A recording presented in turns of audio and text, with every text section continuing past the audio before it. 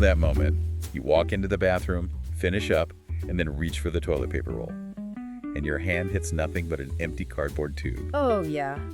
The worst. That sudden, horrifying realization that the roll is gone. It's a modern-day mini-crisis, right?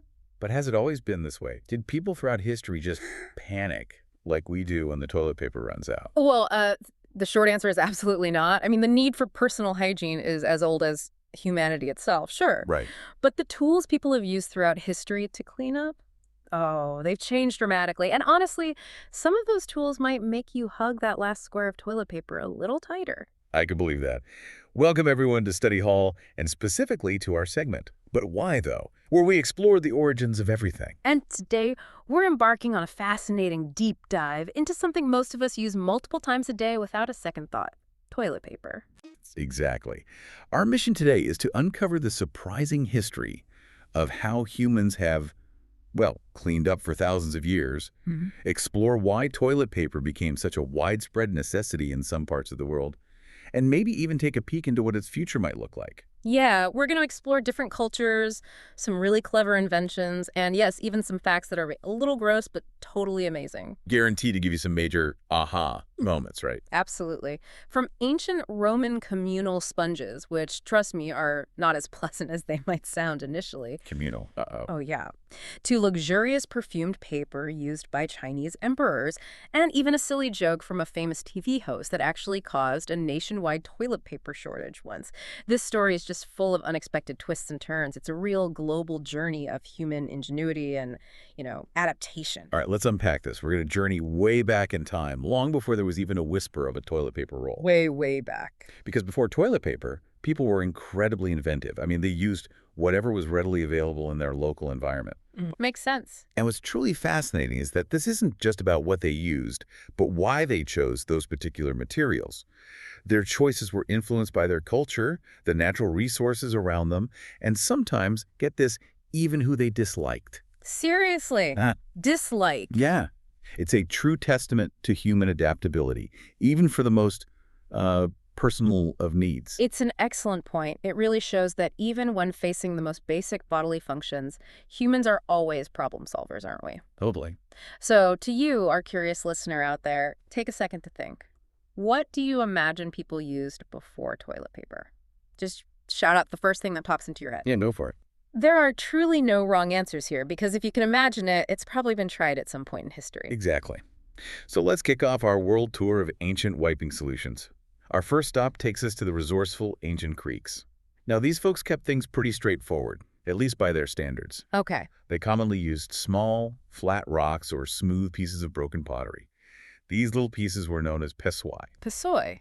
Right. And it's quite interesting. There was even a common saying in ancient Greece that went something like, 3 stones are enough to wipe. 3 stones? Yeah. When you consider it, it sounds incredibly, minimalist.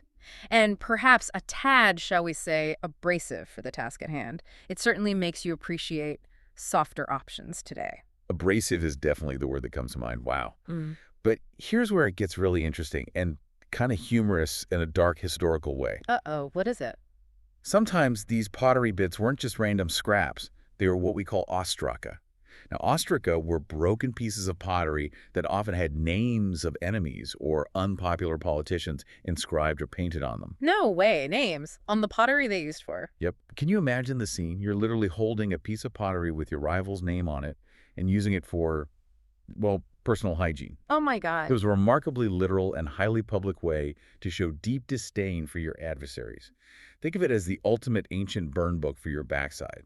That is incredible. It truly is an amazing insight into ancient political satire and public sentiment, isn't it? Right. This wasn't just ancient graffiti. It highlights how even the most mundane and private acts could become public arenas for political expression and social commentary.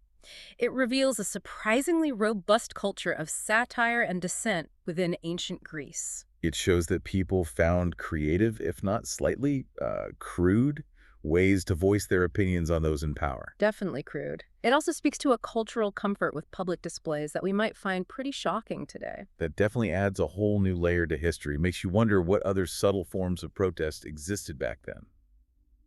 Okay, now let's journey forward to the Romans. They had a completely different approach, especially concerning public facilities. Ah, the Romans, yeah. Imagine this scene.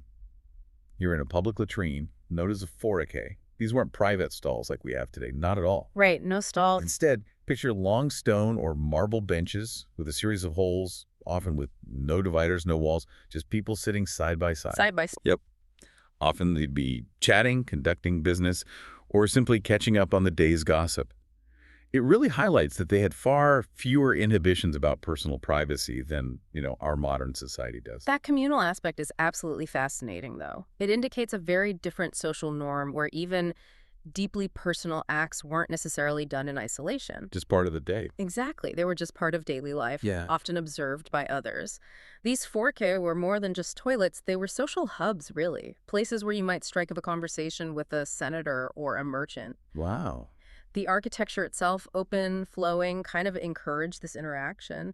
It paints a vivid picture of ancient urban life where private space, as we know it, was maybe a luxury or just not a cultural priority in those specific settings. And their most famous, or perhaps infamous, tool for cleaning up after using these public facilities was something called a tersorium, or sometimes a xylospongium. Xylospongium. Okay, this is essentially a natural sea sponge, usually quite large, securely attached to the end of a wooden stick. Sounds relatively soft, right? Like a bath sponge on a stick. Well, on the surface, perhaps it seems that way. Maybe. But here's the truly shocking detail. The case study that vividly highlights the profound difference in their understanding of hygiene compared to ours. Okay, I'm bracing myself. These tersoriums were designed to be communal. Wait, communal like shared? Yes, shared. After a person used it, they wouldn't take it with them. Instead, they'd rinse it in a bucket of salt water or vinegar. Often there was a shallow, flowing water channel built directly in front of the seats for this purpose, and then leave it for the next person to use. Hold on. You're telling me that they shared a sponge on a stick? Like everyone using the public bathroom that day, Yeah. just rinse and reuse for the next person? Precisely. Used, rinsed, and then ready for the next person in line. Oh, wow. And from a modern perspective, with our understanding of microbiology, this is where we see the critical health implications. To our modern minds, the tersorium is just an obvious vector for disease transmission. Tilly. But for the Romans, whose understanding of illness was often tied to miasma, the belief in bad air or imbalances in the body, the concept of microscopic pathogens, bacteria, viruses, it was utterly unimaginable. Right, germ theory wasn't a thing yet. Not at all. They genuinely believed that rinsing the sponge in salt water or vinegar was sufficient to purify it, tragically unaware that they were simply reintroducing countless bacteria and parasites with each shared wipe. Yeah. This definitely contributed to rampant intestinal ailments, infections, and parasitic worm infestations that really plagued Roman society. My mind is officially blown and my stomach is doing like acrobatics just thinking about that. That's a truly unsettling image. It is. And if you need a truly grim anecdote to really solidify that, the Roman philosopher Seneca recounts this chilling story. Yeah, of a gladiator who, facing unimaginable suffering and humiliation in the arena, chose to kill himself by shoving one of these very communal sponges on a stick down his throat. Oh, horrible. He preferred this agonizing death to enduring whatever fate awaited him.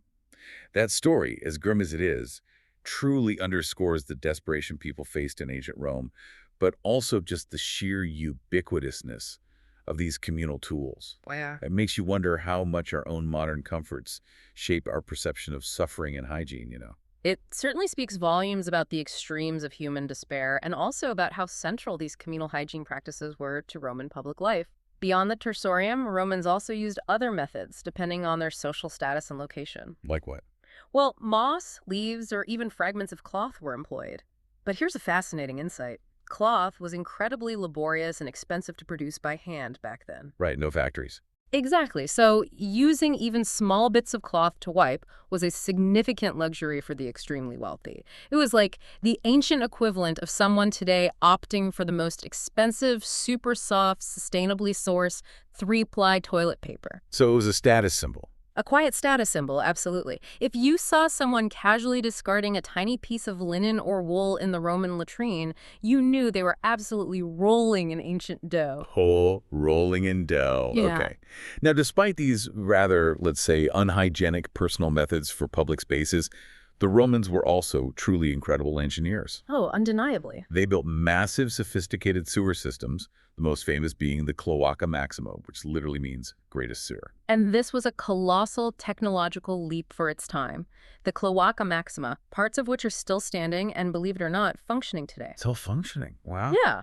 It moved millions of gallons of water daily, engineered to flush waste out of the city of Rome and into the Tiber River. It was a monumental undertaking, constructed over centuries and often funded by the elite. And their motivation wasn't necessarily like public health, in our sense. Not exactly pity for the poor, no. It was driven more by the practical need to manage urban waste and improve public order. They simply didn't want to walk knee-deep in human and animal excrement on the bustling city streets. Can't blame them there. It was about civic hygiene on a grand scale and maintaining a functional, livable city. Right. They wanted the filth out of sight, out of mind, and ideally out of smell. But here's the crucial point about it being a flawed health system, despite its engineering marvels. Okay. While it was incredibly organized and advanced for its era, this grand sewer system simply dumped all that waste directly into the Tiber River. Ah, yes, the downstream problem. Exactly. This, of course, heavily polluted the water for any downstream settlements that relied on the Tiber for drinking water or agriculture. So while Rome itself might have drawn its drinking water from pristine aqueducts, its waste effectively spread disease further along the river, creating ongoing cycles of illness. This is a perfect illustration of a recurring pattern in human history, isn't it? Our ability to engineer grand solutions often outpaces our fundamental scientific understanding. That's a great way to put it.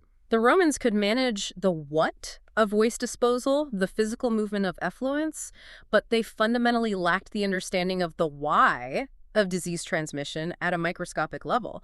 They had impressive infrastructure, sure, but it was built without the crucial knowledge of germ theory that we now take for granted. Yeah. This shows how technological advancement without concurrent scientific breakthroughs can create this sort of paradox of progress, inadvertently making some problems worse even as it appears to solve others. That's a powerful point, truly fascinating to consider. So while Romans were sharing sponges and building super sewers, let's pivot now and jet across the globe to a civilization that was, in many ways, light years ahead in the story of personal cleanliness. Ancient China. Ah, yes, China, way ahead. China was far, far ahead of the game, consistently using paper for hygiene by the 6th century CE. A scholar named Yan Zitui even wrote about its common use in his family instructions way back in 589 AD. 589 AD. They were literally writing about using toilet paper back then. And it wasn't just a niche practice for a few individuals, right? By the early 14th century, the Chinese were mass-producing it on an industrial scale. Industrial scale. Yeah, we're talking about historical records indicating the manufacture of 10 million packages annually, each containing anywhere from 1,000 to 10,000 sheets. That's a staggering amount of paper for that era. It demonstrates a really sophisticated system of production and distribution. 10 million packages. That's incredible. And here's a truly surprising detail that highlights their luxury. Hmm? The Hongwu Emperor's imperial family during the Ming Dynasty used thousands of perfumed paper sheets annually. Perfumed paper. Get out. Perfumed. Imagine scented, soft toilet paper for royalty, centuries before the West even conceived of regular toilet paper. They truly understood luxury and comfort, even for hygiene. Wow. Now, one really interesting cultural priority in China was that it was strictly forbidden to use any paper with writing on it for cleaning purposes. Oh, right. I remember reading that. This wasn't just a practical rule. It shows an incredible deep-seated respect for the written word, for scholarship, and for knowledge itself, which went far beyond simple practicality. It's a profound cultural value, isn't it? One that offers a glimpse into their societal priorities. The idea that written knowledge, especially from sacred texts, philosophical works, or respected scholars, held such reverence. That you just wouldn't dare use it for that. Exactly. It was deemed utterly inappropriate for such a mundane, albeit necessary, function. It speaks to a deep intellectual tradition and a valuing of literacy that informed even their most basic daily practices. So no old newspapers or discarded homework assignments for them. Now, before paper became so widespread for hygiene, the Chinese also utilized long, thin wooden sticks, often described as similar to spatulas. Spatulas, okay. These tools had various names, including salaka, sichu, or chugi, and here's what's remarkable. 2,000-year-old examples of these sticks, some even found wrapped in cloth at one end. Wrapped in cloth. Yeah. They've been unearthed along the ancient Silk Road trade routes. Imagine discovering that during an archaeological dig, a direct link to the personal habits of people from 2 millennia ago. That really brings the past to life, doesn't it? It grounds the abstract idea of ancient hygiene in a tangible artifact. Totally. And this global perspective offers another fascinating insight. An Arab traveler who visited China in 851 AD wrote that he was appalled by the Chinese custom of wiping with paper, Appalled. Why? because he himself was accustomed to washing with water for cleansing. So this use of paper was completely foreign and seemed, well, unhygienic to him. That's such a great contrast, isn't it? What one culture saw as perfectly normal, hygienic, and even advanced, another found strange or even unclean. This brings us to another major and widespread method of cleansing that predates and still rivals paper-based methods. Water-based cleaning, widely practiced across India and the Islamic world. Precisely. For these cultures, the primary method of cleansing was, and in many places still largely is, washing with water. This is often done using the left hand and a small jug of water known as a lota in some regions. A lota.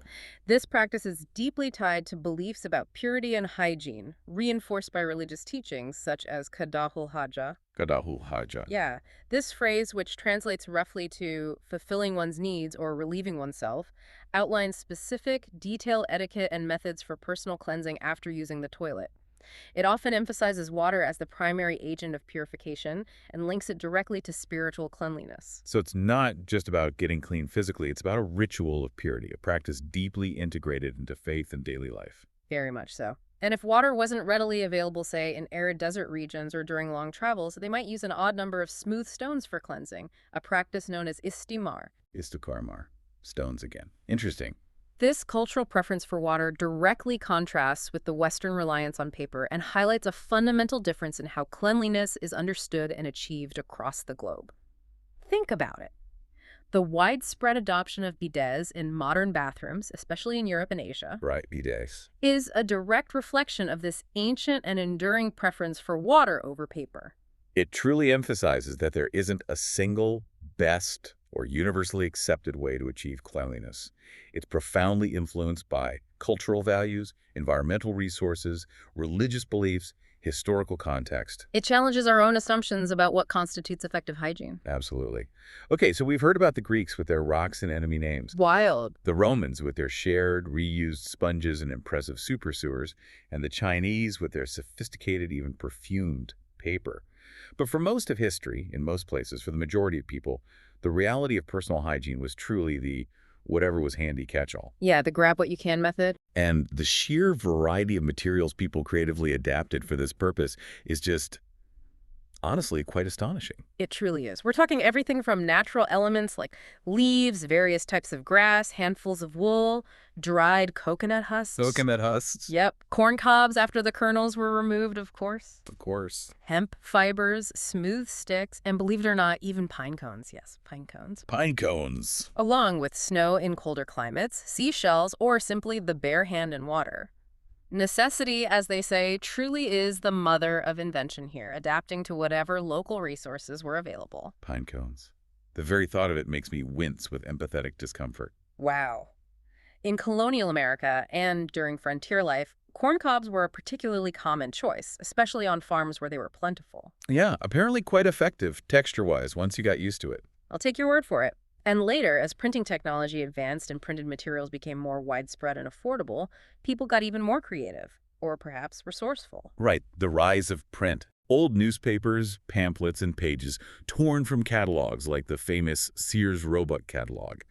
A staple in many rural American homes were commonly hung in outhouses. Ah, the multi-purpose catalog. They served a clever dual purpose, both for reading during one's private moments and, of course, for wiping. Waste not, want not.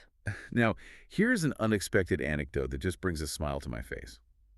Legend has it that people got seriously annoyed when the Sears catalog eventually started using glossy, less absorbent paper. Huh. Really? Consumer complaints? Yes, it simply didn't do the job as well. This is a fantastic example of consumer feedback influencing product design, even for something as unmentionable as a catalog's paper quality for bathroom use. That's hilarious. Proof that function matters. And the Farmer's Almanac, another popular yearly publication, actually came pre-drilled with a hole in the corner, specifically designed for hanging it on a nail in outhouses. They knew their audience. They clearly knew their market and catered to it directly. It's a perfect illustration of adaptive resourcefulness and market awareness, isn't it? People found ingenious, if sometimes uncomfortable, ways to meet their most basic needs with whatever was available. Yeah. It's a powerful testament to human problem-solving throughout history, demonstrating how even mundane objects could be repurposed and how practical considerations often trumped conventional ideas of comfort. From the surprisingly versatile corncobs to the inconveniently glossy catalogs, humans have truly showcased boundless creativity and their bathroom habits across millennia. But as ingenious and sometimes uncomfortable as all those methods were, they eventually gave way to something new, something that would become a household staple. Enter toilet paper. Right, and it took a surprisingly long time for toilet paper, as we recognize it today, to truly catch on in the Western world, especially when you compare it to how early China adopted paper for hygiene. So the big question is, why the delay? That's the core mystery here, isn't it? It wasn't just about the invention of paper itself, which had been around for centuries. It was about a unique convergence of factors, social changes, technological innovations, and even some clever marketing that created a widespread demand for a very specific kind of paper product in the West. It wasn't just invented, it had to become, necessary. Exactly. This transformation from luxury or niche item to household necessity is a fascinating story in itself. So who was the pioneering entrepreneur in this rather personal industry in the West? That would be Joseph C. Gady in 1857 in the United States. He's often credited with launching the modern commercial toilet paper industry. Gaiety, okay. And his product was boldly named Gady's Medicated Paper for the water closet. Catchy. It was quite distinctive. It came in flat allo-coated sheets, and as a unique selling point, each sheet was watermarked with his very own name. His name on every sheet. Yep. He sold packages of 500 sheets for 50 cents. Now, 50 cents back then was a substantial amount of money for a hygiene product. This made it quite expensive compared to the freely available alternatives. Right. Why pay 50 cents when a leaf is free? Exactly. And because it was so expensive, it wasn't widely adopted at first. Most people preferred the much cheaper, readily available, and handier alternatives they'd been using for centuries. Why pay a premium for allo-coated sheets when a corn cob, an old newspaper, or even just some leaves did the trick for free? It seemed like an unnecessary luxury. But then came the true game changer, the catalyst that fundamentally shifted Western hygiene practices. The widespread adoption of indoor plumbing. Indoor plumbing, absolutely. The late 19th and early 20th century saw a massive societal shift with the increasing installation of indoor plumbing and flush toilets in homes and public buildings across Europe and North America. Changed everything. Suddenly, the traditional materials, those corncobs, pottery shards, or entire catalogs that people had been using for generations, presented a massive problem. They simply would not break down and would inevitably clog these new, delicate pipe systems. Which, believe me, would create a whole new level of bathroom crisis, far worse than an empty roll. Yeah. A clogged toilet is no joke. Not at all. So this widespread adoption of flush toilets created a huge, urgent, and very practical need for something that would break down easily in water. Bingo. And that, my friends, is precisely why specially designed toilet paper transitioned from a curious luxury to an absolute necessity for anyone with modern plumbing. A problem-solution dynamic that propelled it into the mainstream. Necessity truly drove innovation here, and that's exactly what happened next with some key technological advancements. In 1871, Seth Wheeler, an American inventor, patented rolled and, crucially, perforated toilet paper. Perforated, that's the key. It was a monumental improvement. Instead of fumbling awkwardly with flat stacks of sheets or trying to tear off a piece from a homemade, unperforated roll, you had these convenient tier lines that made it super easy to pull off a perfect, pre-measured square. This seemingly small detail dramatically improved convenience and usability. It's those subtle details that make all the difference, isn't it? The convenience factor was massive. Building on this, the Scott Paper Company, founded in 1879, really pushed toilet paper into the mainstream. Scott paper, yeah. In 1890, they became the first company to successfully market rolls of tissue, specifically as toilet paper on a wide scale. But it's important to understand the social context here, right?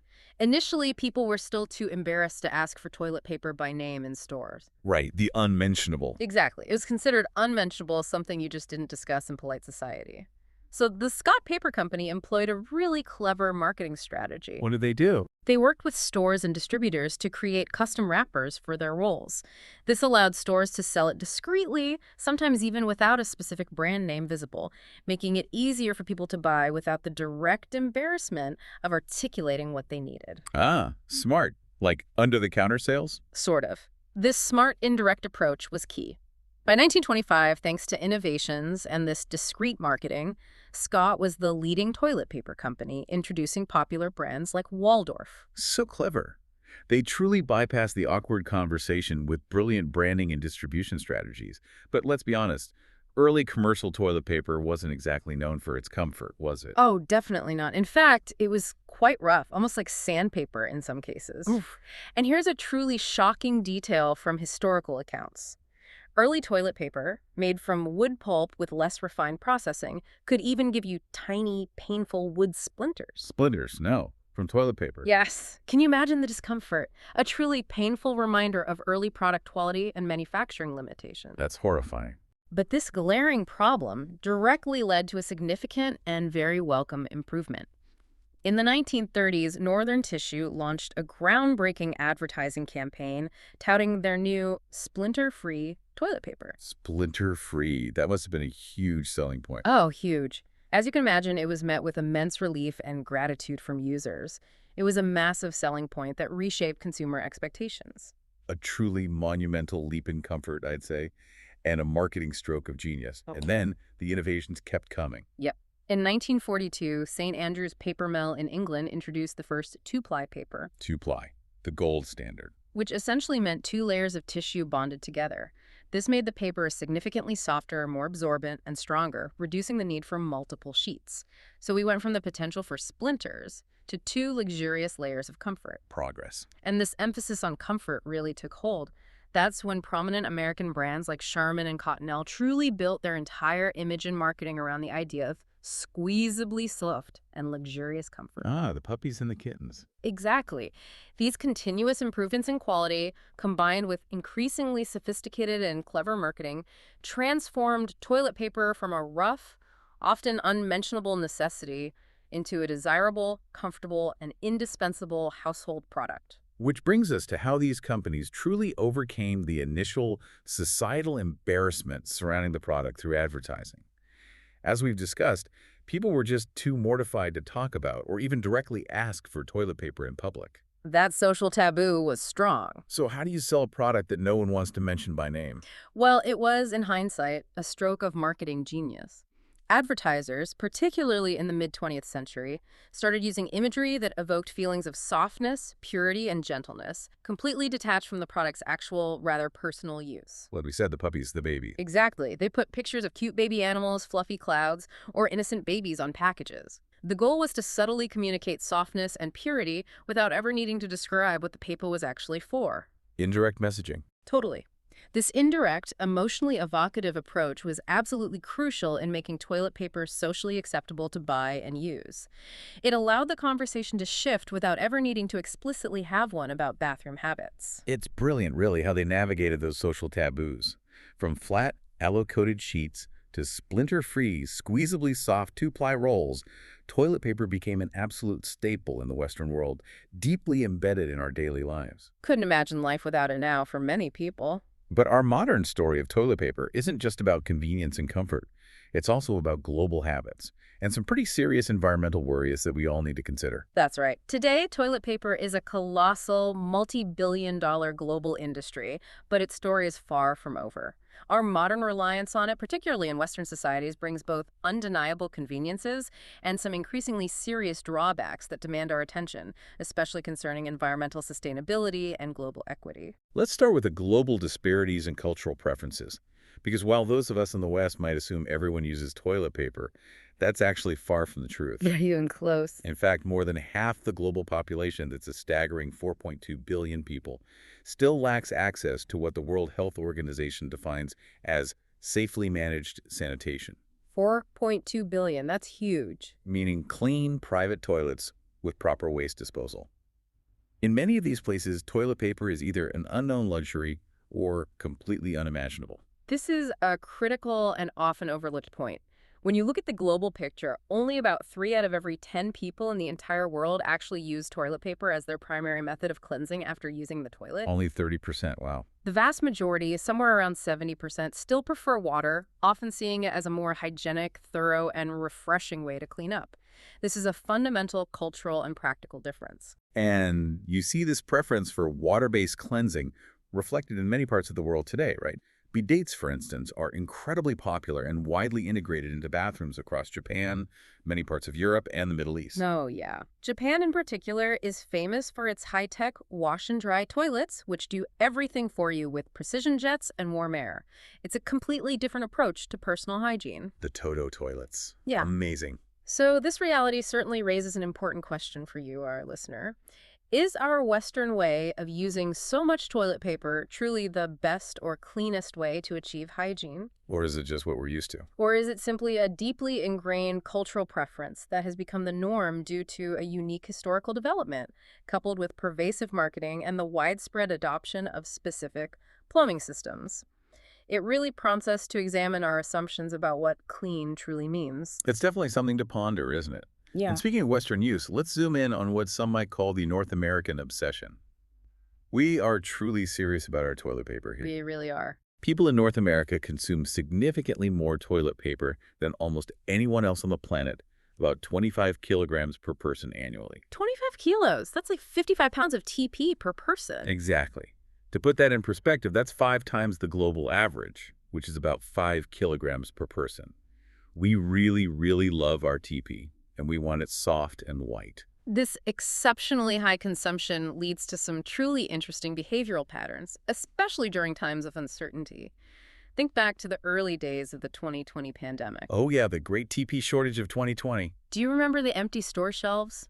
The widespread panic buying of toilet paper was one of the most vivid and curious illustrations of this deep reliance. It was bizarre. But this phenomenon wasn't new. Back in 1973, a seemingly innocent joke by the famous late-night TV host Johnny Carson about a potential toilet paper shortage. And Johnny Carson caused a shortage. He did. His joke triggered a nationwide panic, leading to shelves being completely cleared for weeks. It's astonishing to think that a single joke could trigger such a widespread national shortage and panic. Wild. From an analytical perspective, this extreme reliance on toilet paper, especially in moments of crisis, often provides people with a powerful sense of control. Right, something tangible you can stock up on. Exactly.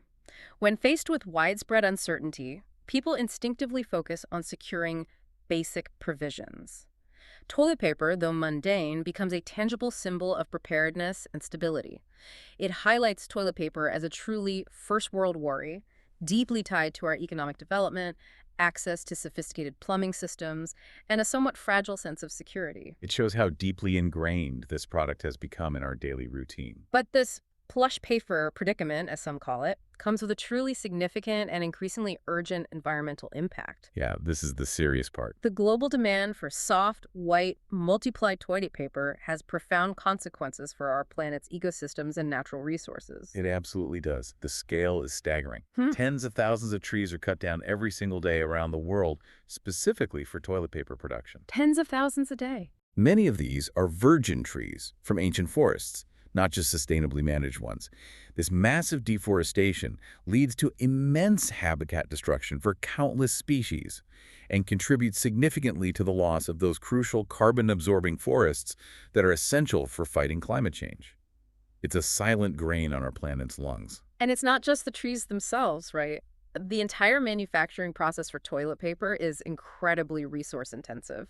It uses over 1 billion tons of water globally each year, from the pulp processing to bleaching and final production. 1 billion tons of water. Yeah. Additionally, vast amounts of energy are required to convert wood pulp into those soft, fluffy rolls we're accustomed to. This energy consumption often relies on fossil fuels, further contributing to greenhouse gas emissions. And then there are the chemicals. To achieve that desired brilliant whiteness and super soft texture, harsh chemicals are commonly used throughout the production process. Bleach and stuff. Bleach, chlorine derivatives, and even formaldehyde are often employed.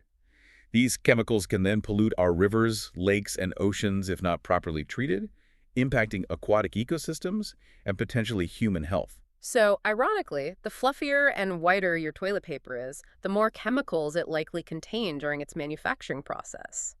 It's a trade-off between perceived cleanliness comfort and environmental costs. Definitely something to think about when you're reaching for that ultra plush roll. Another often overlooked environmental and infrastructural issue is the widespread flushable wipes dilemma. Oh, the flushable wipes. Big problem. Huge problem.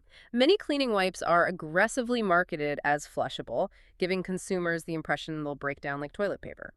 However, the harsh reality is that most of these wipes are made from synthetic fibers that simply do not disintegrate easily in typical plumbing systems. They just don't break down. Not really. And what happens then? They cause monstrous formations known as fatbergs. Fatbergs. Such a great, gross name. Aren't they? These aren't just random clumps. They are congealed, concrete-like masses of these non-biodegradable wipes mixed with fats, oils, and greases that get poured down drains. Oh, yeah. These fatbergs can weigh tons and cause massive, destructive blockages in municipal sewer systems, leading to costly and unpleasant raw sewage overflows into streets, homes, and waterways. So basically, don't flush the wipes, right? Please don't. Plumbing experts and city sanitation departments are constantly advising people to put these flushable wipes in the trash, not down the toilet, because they are a huge, costly problem worldwide. Okay, message received. Trash, not toilet.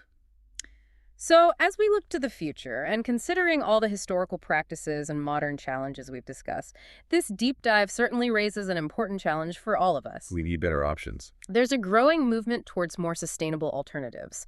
Companies are now developing and marketing toilet paper made from recycled paper, which reduces the need to cut down virgin trees, or from fast-growing renewable resources like bamboo. Bamboo TP. Yeah, I've seen that. And there's a rapidly growing interest in bidets, even in North America, which, as we've learned, use water for cleaning. Bidets are making a comeback, or maybe a come here for the first time in some places. Right. This significantly reduces or even eliminates the need for toilet paper, addressing both the environmental concerns and, for many, offering a more hygienic clean. They're becoming much more mainstream in places where they weren't traditionally used, sparking a new conversation about personal hygiene. And for the truly super eco-conscious, those who prioritize environmental impact above all else. The hardcore environmentalists. There's even family cloth. Family cloth. Okay, what's that? This refers to reusable cloth wipes that are washed after each use. Wow. Okay. Reusable. While certainly a very niche alternative, it does represent a full circle back to a kind of reusability that echoes some of humanity's earliest, most basic, and resourceful methods of personal hygiene. Back to cloth scraps, essentially. But washable. Interesting. So, as we move forward into the 21st century and beyond, this entire story, from ancient rocks to modern fatbergs, raises a truly important question for you, our listener. How can we as a society and as individuals balance the convenience and perceived cleanliness of our modern hygiene practices with crucial environmental responsibility and the vital goal of global equity and sanitation for everyone? That's the big question, isn't it? It's a journey that continues to evolve and one we're all a part of. That's your quick glimpse into today's full episode. If you want the full breakdown, the deep dive, and all the context we couldn't fit here, head over to the full episode of Study Hall, available now wherever you get your podcasts. And while you're there, make sure to subscribe so you never miss an episode. Thanks for listening, and as always, stay curious.